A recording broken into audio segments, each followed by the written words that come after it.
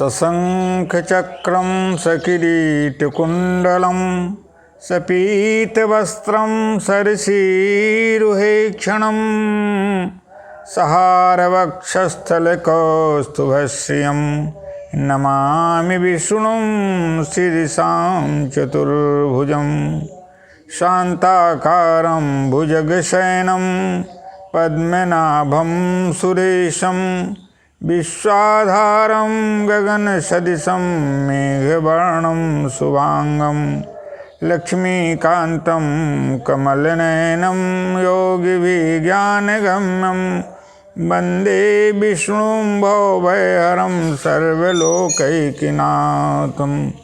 शान्तं शाश्वतप्रमेयमनघं निर्वाणशान्तिप्रदं ब्रह्मा शम्भुफणीन्द्रसेव्यमनिशं वेदान्तवेद्यं विभुं रामाख्यं जगदीश्वरं सुरगुरुं मायामनुष्यं हरिं वन्देऽहं तं शेषकारणपरं भूपालचूडामणिं नान्यास्पृहा रघुपते हृदयस्मदीये सत्यं वदामि च भवानखिलान्तरात्मा भक्तिं प्रयच्छ रघुपुङ्गव निर्भरां मे कामादिदोषरहितं कुरु मानसं च अतुलितबलधामं हेमशैलाभदेहं दनुजवनकृशानं ज्ञानिनामाग्रगण्यं सकलगुणनिधानं वानराणामधीशं रघुपतिप्रियभक्तं वातजातं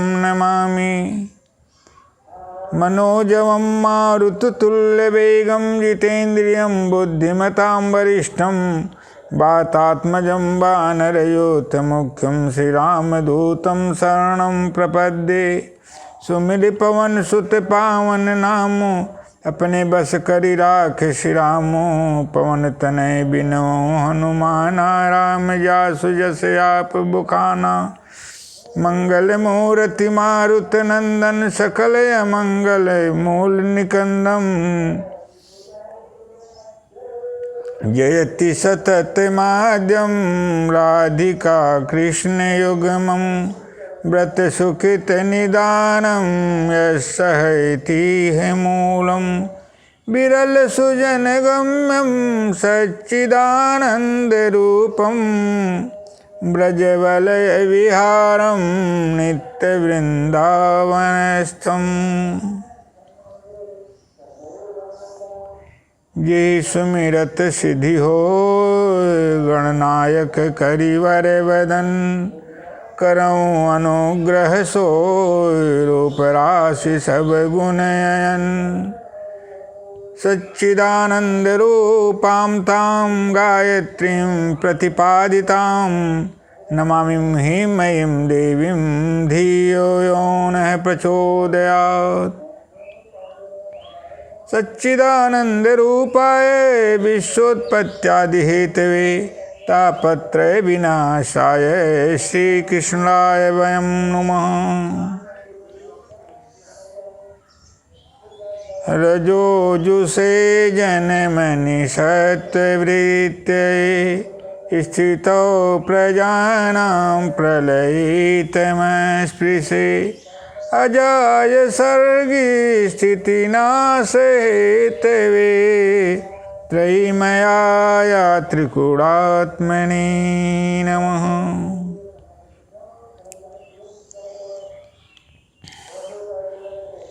आज आप लोगों के बीच में नवरात्र के पावन काल में माँ त्रैलोक के पावनी तथा त्रैलोक के तारिणी माँ परम पूजनीया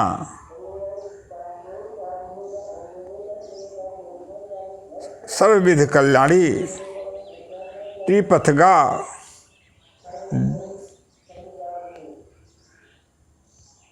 भगवती माँ गंगा की पूजा के संदर्भ में जैसा भगवान नारायण ने नारद जी से कहा उसे प्रस्तुत किया जा रहा है। आप लोग कृपया गंगा स्नान करने में जब भी जाते हैं और गंगा माँ की स्नान का पूर्ण लाभ प्राप्त करना चाहते हैं तो मनसा वाचा कर्मणा माँ गंगा को अपना भावार्पण क्रिया रूप में अवगाहन एवं सर्व प्रकार से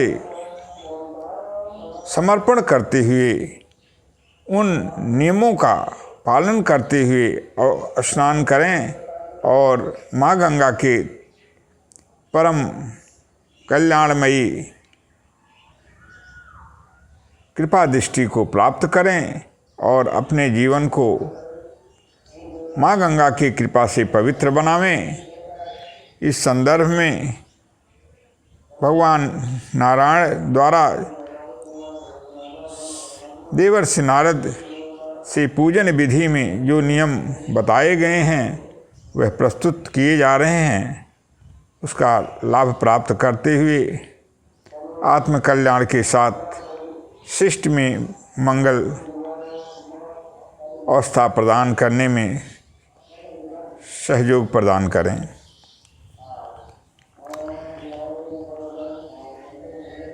भागीरथ ने जो भगवान राम के पूर्वज हैं 6 देवताओं की पूजा की और इसके बाद वे गंगा पूजा के अधिकारी बन गए एवं गंगा की पूजा की। वे 6 देवता हैं गणेश, सूर्य, अग्नि, विष्णु, शिव और भगवती शिवा। विघ्न दूर करने हेतु गणेश की आरोग्य के लिए, सूर्य की पवित्रता के लिए, अग्नि की लक्ष्मी प्राप्ति हेतु, विष्णु की ज्ञान के लिए ज्ञानेश्वर भगवान शिव की तथा मुक्ति पाने के लिए भगवती शिवा की पूजा करना आवश्यक है।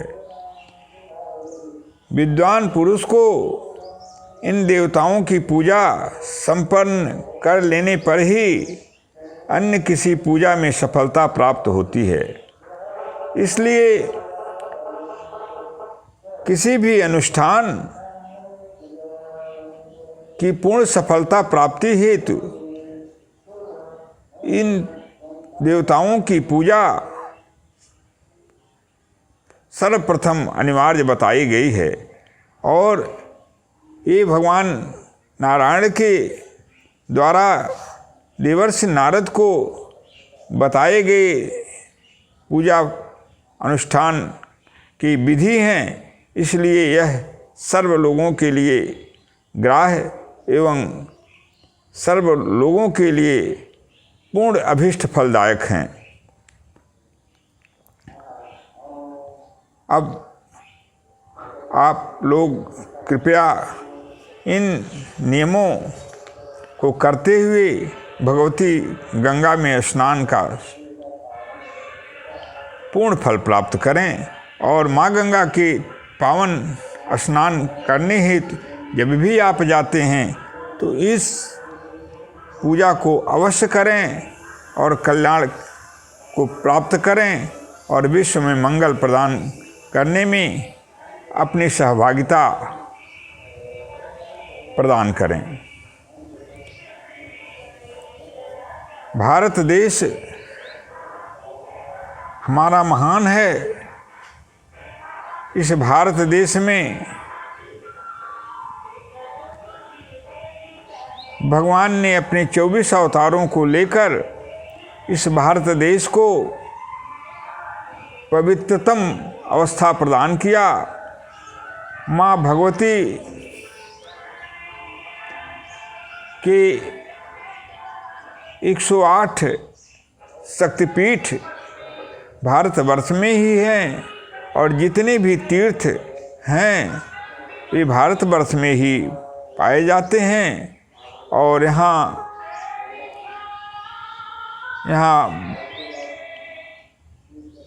संत रूप में प्रभु का अवतार हमेशा हुआ है और भगवान संत रूप में आकर अपने नाम रूप लीला धाम का गुणगान अहरनिश कराते हुए पूरी सृष्टि में मंगल अवस्था प्रदान करते हैं। इस प्रकार से भगवान के अवतार लेने का जो सार्थक प्रयोजन है, समस्त सृष्टि में मंगल ही मंगल प्रदान करना है। किंतु हम और आप अपने निषिद्ध कर्मों के द्वारा इस धराधाम जो भारत है उसको अपवित्र करते हैं और जिसके कारण इसमें कहीं न कहीं अमंगल की स्थिति दिखाई पड़ती है। इसलिए हम और आप समस्त विश्व के मानव, विशेष करके भारत देश के भारतवासी गण इस भारत की जो पवित्रता जो अक्षुण्ण बनी रही उसे अक्षुण्ण बनाते हुए भगवान की आराधना उपासना, माँ जगदम्बा की आराधना उपासना करते हुए आत्मकल्याण के साथ पूरे भारतवर्ष को कल्याणमय स्थिति प्रदान करने में सहयोगी बने तथा भारत को एक आदर्श राष्ट्र के रूप में प्रतिष्ठित करते हुए इसको पूरे विश्व में इसका अनुकरण करने हेतु एक मूर्ति रूप प्रदान करें। आइए भगवान व्यास जो भगवान के ही अवतार हैं उनकी वंदना करें।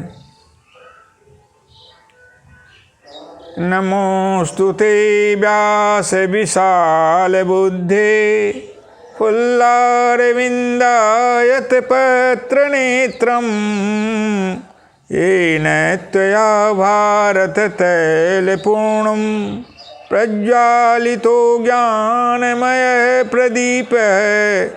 नमोस्तुते व्यास विशाल बुद्धे फुल्लारविन्दायत पत्र नेत्रं येन त्वया भारत तैलपूर्णं प्रज्वालितो ज्ञानमय प्रदीपः।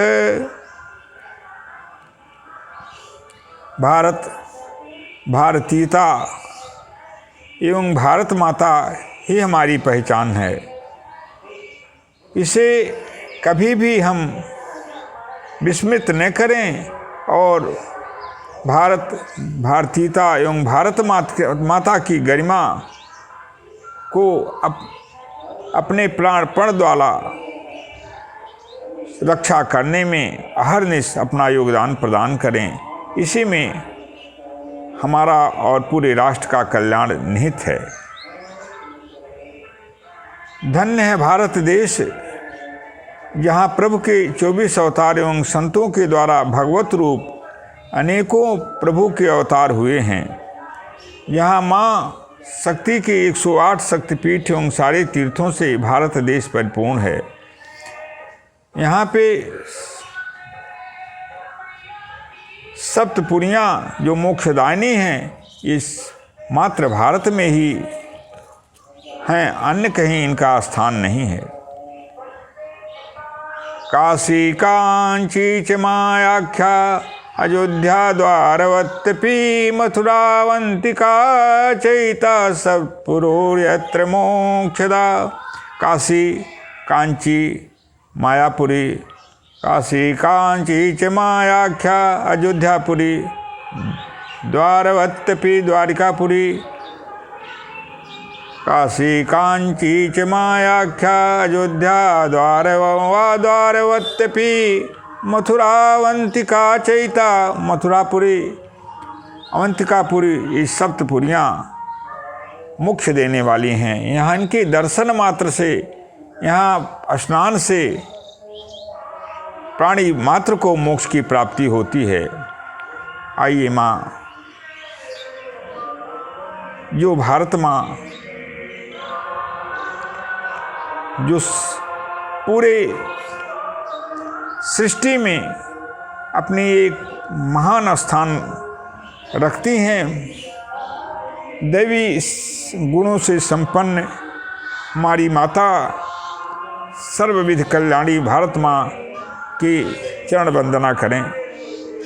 गायन्ति देवा किल गीत कानी, धन्यस्तुजे भारत भूमि भागे, स्वर्गापवर्गस्य सुखार्जनाय, वैवन्ति भूय है पुरुषासुरत्वात्।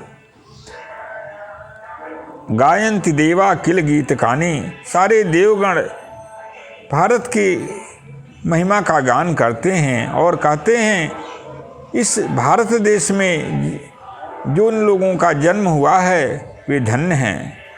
स्वर्गापवर्ग से सुखार्जनाय, स्वर्ग और अपवर्ग, स्वर्ग और मोक्ष के सुख को प्राप्त करने के लिए वे देवतागण भी मनुष्य रूप में भारत में जन्म लेने के लिए निरंतर प्रयत्नशील रहते हैं।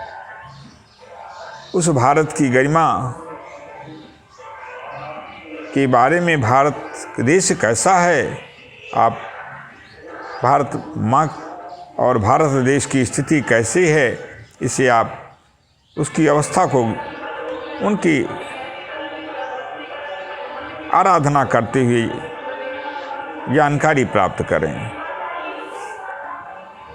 अत्यद्भुतानि विपिनानि मनोहराणि, जम्बूकदम्ब कदलीतरुशोभितानि, आमावलिं च विविधवृक्षयुतानि यत्र, वन्दे च तं रुचिर्भारतवर्षदेशम्। अत्यद्भुतानि विपिनानि मनोहराणि, जम्बूकदम्ब कदलीतरुशोभितानि, आमावलिं च विविधवृक्षयुतानि यत्र, वन्दे च तं रुचिर्भारतवर्षदेशम्। अत्यद्भुतानि, अत्यंत अद्भुत, विपिनानि, अत्यंत अद्भुत वृक्षों से, विपिन से मनोहर, मन को हरण करने वाले बाग बगीचों एवं अनेक प्रकार के फलदार वृक्षों एवं अनेक प्रकार के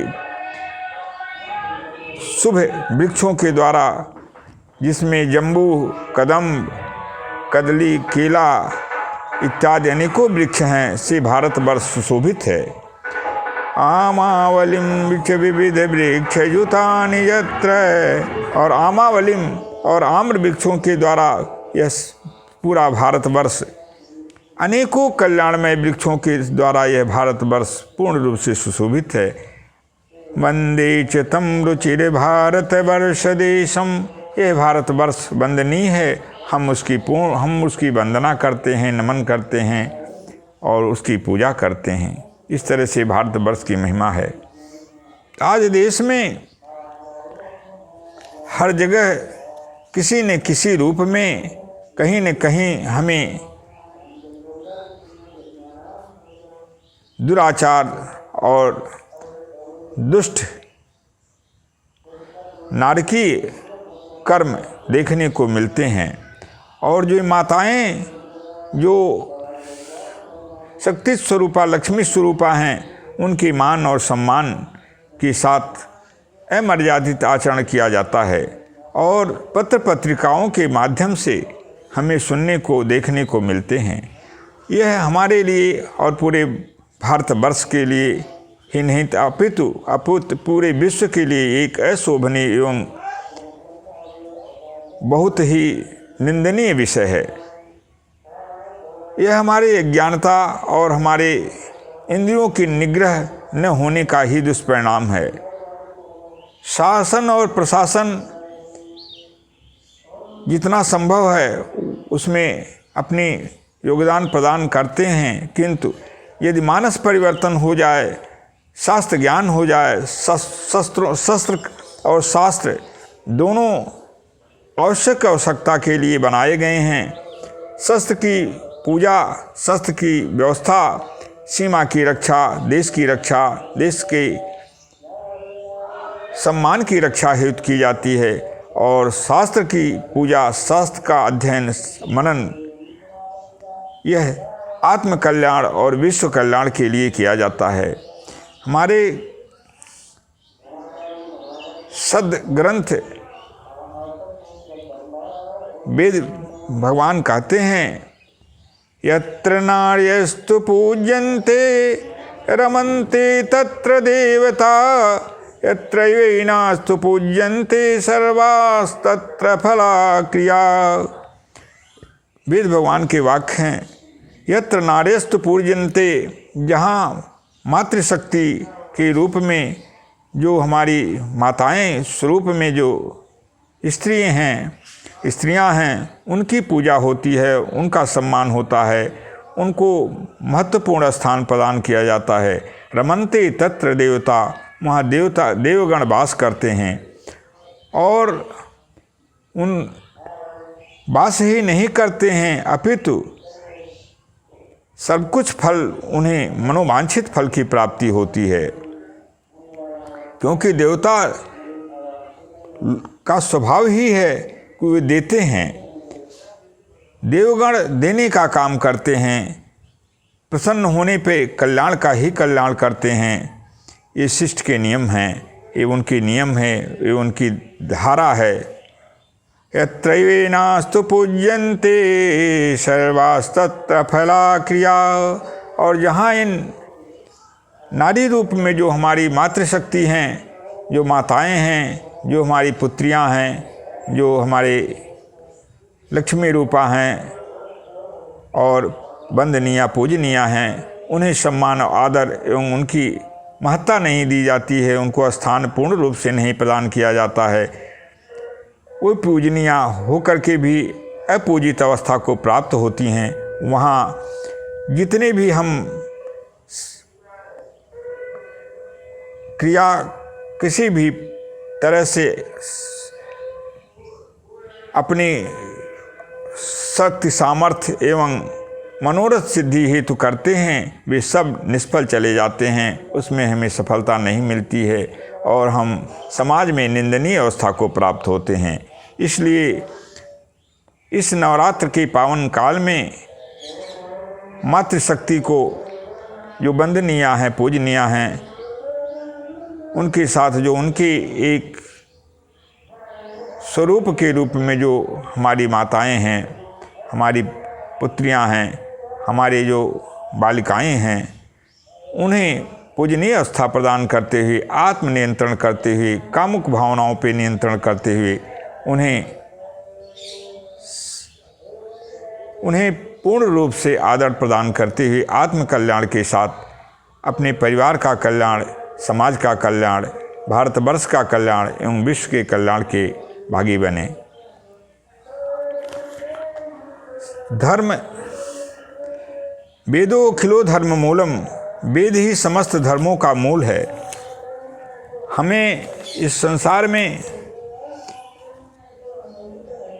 जो भी प्राप्त होता है वह धर्म के माध्यम से प्राप्त होता है, और जब हम निषिद्ध आचरण करते हैं, वेद विरुद्ध आचरण करते हैं, तो हमारा आचरण पथभ्रष्ट हो जाते हैं, नष्ट हो जाता है, और हमारा सब कुछ प्राप्त किया हुआ सब नष्ट हो जाता है।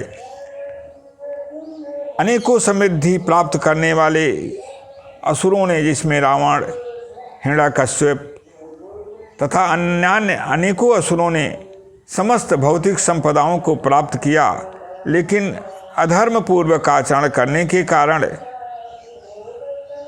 प्रभु के अवतार हुए और उनका समूल विनाश हुआ। और जो उसी में भगवान से जुड़े रहे, जैसे विभीषण का इतिहास आता है, प्रहलाद का इतिहास आता है, वे इस सृष्टि में भौतिक एवं आध्यात्मिक पूर्ण समृद्धियों का पूर्ण रूप से प्राप्त किए और अंत में प्रभु के धाम के अधिकारी हुए। श्री मनु महाराज के कथनानुसार भगवान वेद सब धर्मों के मूल हैं या सर्वधर्ममय हैं। हमारा जीवन वेद भगवान द्वारा बताए मार्ग पर चलने से ही सुखमय, आरोग्यमय एवं कल्याणप्रद हो सकता है। अन्यथा एक दिग्भ्रमित पथिक के समान जीवन भर जीवन यात्रा करने के बाद भी हम अपने गंतव्य अर्थात ईश्वर प्राप्ति तक नहीं पहुंच पाते हैं। अतएव वेदानुकूल आचरण करके जीवन को सुखमय, आरोग्यमय एवं कल्याणमय बनाएं।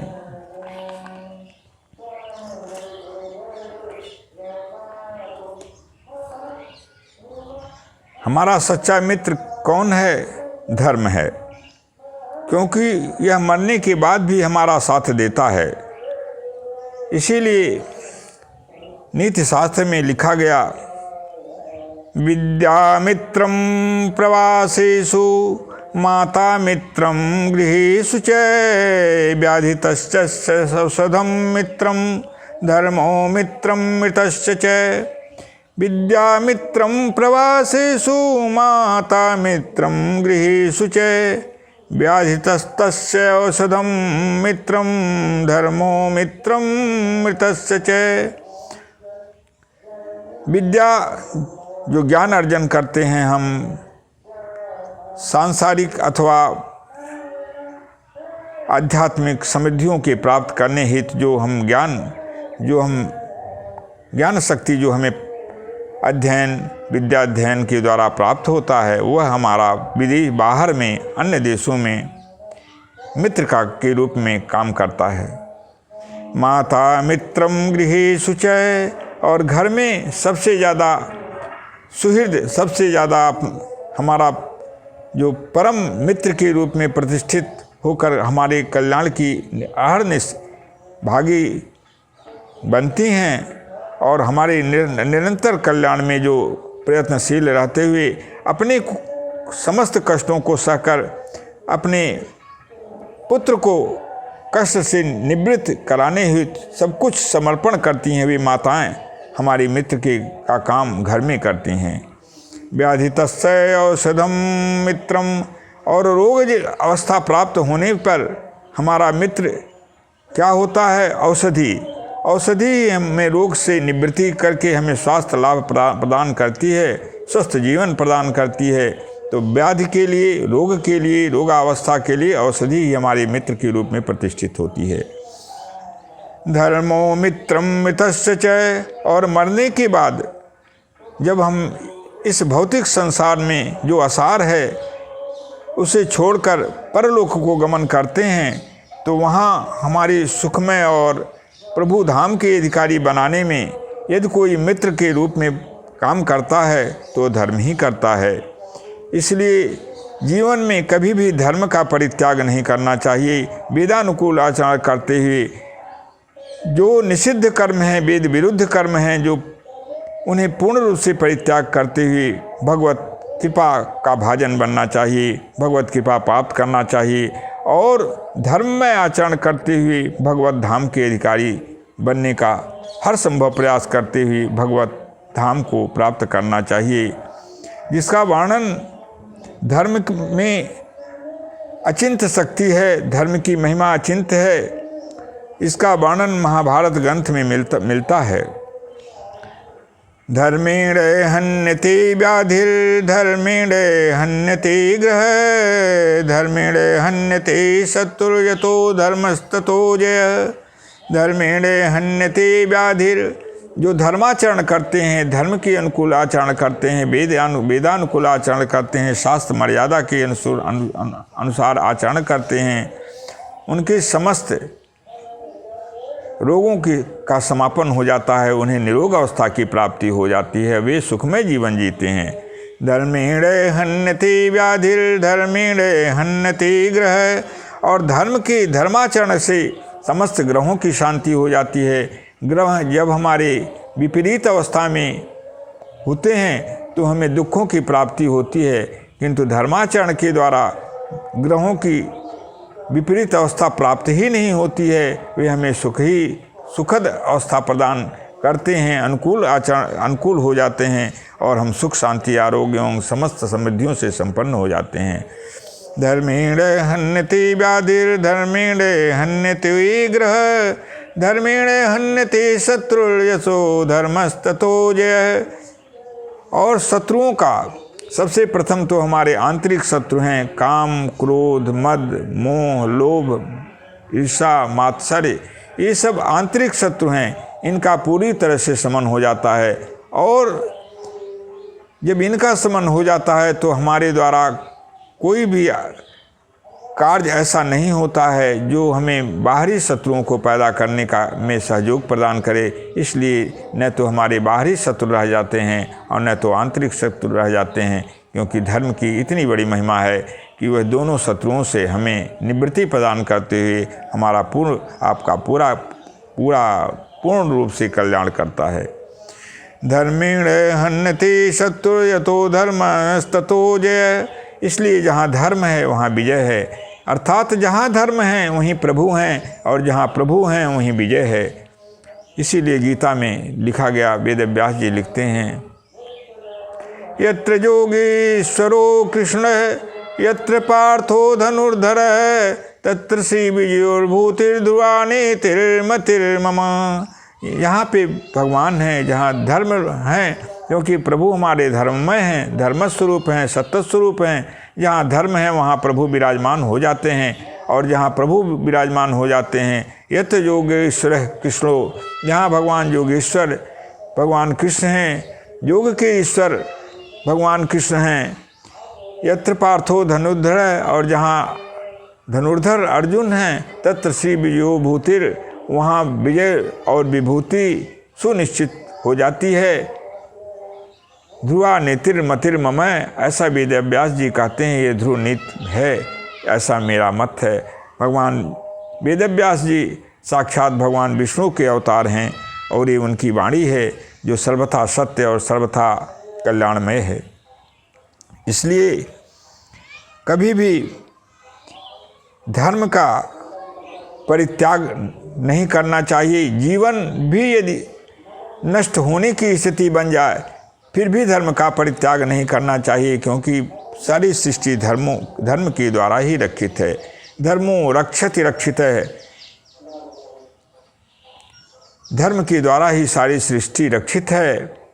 ये तो अभ्युदय निःशेष सधर्म है, जिससे अभ्युदय होता हो, जिससे निरंतर कल्याण होता हो, उत्थान होता हो और समस्त कामनाओं की सिद्धि और कल्याणमय अवस्था प्राप्त होती है, उसे धर्म की संज्ञा प्रदान की गई है।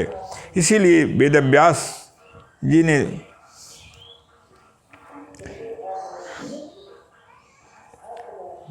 धृतराष्ट्र जो पुत्र मोह में फंसकर, पुत्र मोह में बंधकर अपने आचार और शास्त्रीय मर्यादा को तृष्णा के वशीभूत, लोभ के वशीभूत भूल गए थे, और जिनके बुद्धि दोष के कारण और दुर्योधन के बुद्धि दोष के कारण समस्त महाभारत की संरचना हुई, और नारी के अपमान के प्रतिफल के स्वरूप, द्रौपदी के अपमान के प्रतिफल के स्वरूप समस्त महाभारत में समस्त कुल का विनाश हो गया, और जो धर्म मार्ग पे चलने वाले जो पांडव पक्ष थे उनकी विजय हुई, क्योंकि धर्म मार्ग के कारण ही भगवान कृष्ण सारथी के रूप में अर्जुन का रथ वाहन करते हुए उन्हें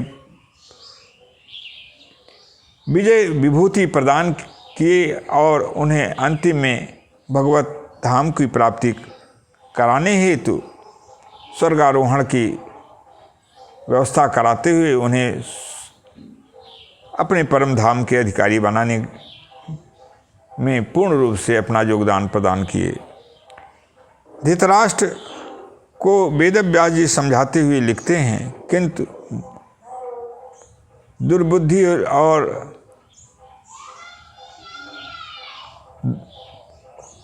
लोभ के कारण, उसकी बुद्धि भ्रष्ट होने के कारण उसे उस ज्ञानमय उपदेश का कोई भी कुछ भी प्रभाव नहीं पड़ा और समस्त परिवार विनष्ट हो गया। वेद व्यास जी कहते हैं समझाते हुए, इदं तु तां सर्व परम ब्रवीमि पुण्यपदं तात महाविशिष्टं न जातु कामान्न भयान्न लोभात् धर्मं जहाजीवितस्यापि हेतवे। वेद व्यास जी कहते हैं कि हे तात, मैं तुम्हें यह सबसे पूर्ण देने वाला और हर तरह से विशिष्ट और महान जो धर्म का जो मार्ग है, जो कल्याण ही कल्याण देता है, जिसमें अकल्याण की कोई स्थिति ही नहीं बनती है, उसे मैं तुम्हें बता रहा हूँ। उसे सुनो और उसको श्रवण करते हुए उसका पालन करो। न जातु कामान्न भयान्न लोभात्, न तो किसी इच्छा के वशीभूत होकर के, लालच के वशीभूत होकर के, कामनाओं के वशीभूत होकर के, न भयान और न तो भय के वशीभूत होकर के, और न तो लोभ बस, लालच बस, धर्मज्जहाजीवितस्यापि हेतवे, धर्म का परित्याग यहाँ तक कि जीवन भी संकट में हो जाए, मृत्यु को भी वरण करना पड़े, तब भी धर्म का परित्याग नहीं करना चाहिए। इस तरह से वेद व्यास जी के द्वारा बताए गए मार्गदर्शन को धृतराष्ट्र द्वारा न ग्रहण करने के कारण पूरी तरह से कौरव वंश का विनाश हो गया और उन्हें अंत में सारी समृद्धियों को नष्ट करते हुए दुख ही दुख उन्हें जीवन का आधार बना। आइए इस नवरात्र के पावन अति पावन काल में माँ भगवती की आराधना करते हुए और जिनकी कृपा से ये सृष्टि और जो सृष्टि स्वरूपा हैं उनकी कृपा को प्राप्त करें।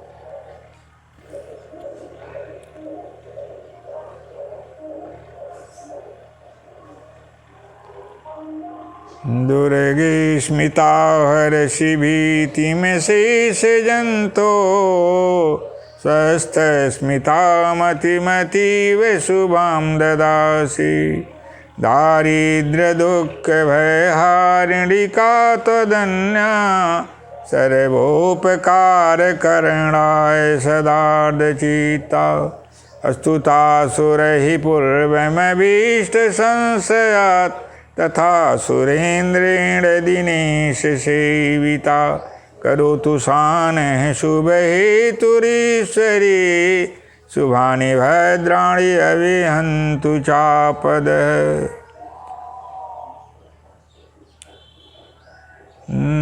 देवी पूजी पद कमल तुम्हारे, देवी पूजी पद कमल तुम्हारे सुर नर मुनि सब होहि सुखारे, सुर नर मुनि सब होहि सुखारे।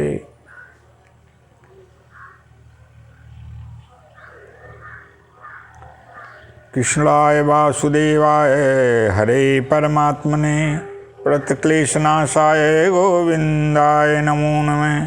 वासुदेवे सुतं देवे कंसचाणूरमर्दनं देवकी परमानन्दं वन्दे कृष्णं जगद्गुरुं। नारायणं नमस्कृत्वा नरं चैव नरोत्तमं देवीं सरस्वतीं व्यासं ततो जयमुदीरये। श्रीकृष्ण गोविंद हरे मुरारे, हे नाथ नारायण वासुदेव जिह्वे पिबस्वामितमेत देव गोविंद दामोदर माधवेति। ओम पूर्णमदः पूर्णमिदं पूर्णात् पूर्णमुदच्यते पूर्णस्य पूर्णमादाय पूर्णमेवावशिष्यते। सर्वे भवन्तु सुखिनः सर्वे सन्तु निरामयाः सर्वे भद्राणि पश्यन्तु मा कश्चित् दुःखभाग् भवेत्। सकृदेव प्रपन्नाय तवास्मीति च याचते अभयं सर्वभूतेभ्यः ददामि तद्व्रतं मम। वन्दे गोविन्ददेवस्य नाम नारायणो हरि अयोध्यापि यदुच्चार्य मुक्तये पापोपजामिनः। हरिहरत पापानि दुष्टचित्तैरभिस्मृत अनच्यापि संपृष्टो दहत्ते वाहि पावत। ओम पूर्णमदः पूर्णमिदं पूर्णात् पूर्णमुदच्यते पूर्णस्य पूर्णमादाय पूर्णमेवावशिष्यते। सर्वे भवन्तु सुखिनः सर्वे सन्तु निरामयाः सर्वे भद्राणि पश्यन्तु मा कश्चित् दुर्भाग् भवेत्। हरि ओं तत्सत् हरि ओं तत्सत् हरि ओं तत्सत् हरि ओं तत्सत्। ओं शांति शांति शांति। माँ जगदम्बास श्री चरण कमलों में मेरा अपने दासानुदास का परिपात स्वीकार करते हुए कल्याणमय अवस्था प्रदान करें, सारी सृष्टि में कल्याण करें। भगवान श्री कृष्ण महाराधे मेरा कोटशय बंदन अभिनंदन नमन स्वीकार करते हुए मेरे कल्याण के साथ समस्त विश्व का कल्याण प्रदान करें। माँ जगत पिता भगवान परमेश्वर सर्वेश्वर भगवान अयोध्यानाथ भगवान श्री राम जगत जननी माँ सीता समस्त सृष्टि का कल्याण करें, आप मेरा भी कल्याण करें। जगत पिता भगवान शिव जगन माते माँ शिवा अखिल सृष्टि का कल्याण करते हुए अपनी पूर्ण कृपा दृष्टि प्रदान करते हुए मेरे कल्याण के साथ समस्त सृष्टि का कल्याण करें। इन्हीं भावनाओं इन्हीं कामनाओं के साथ अपनी वाणी को अग्रिम कार्यक्रम हेतु विराम देना चाहते हैं। जय माँ अम्बे, जय माँ जगदम्बे, जय जगत पिता भगवान कृष्ण, जय जगन माते माँ राधे, जय जगत पिता भगवान शिव, जय जगन माते माँ शिवा, जय जगत पिता भगवान श्री राम, जय जगन माते माँ सीता। समस्त कल्याणों के धाम प्रसन्न हो प्रसन्न हो प्रसन्न हो भगवान का अनुवांछित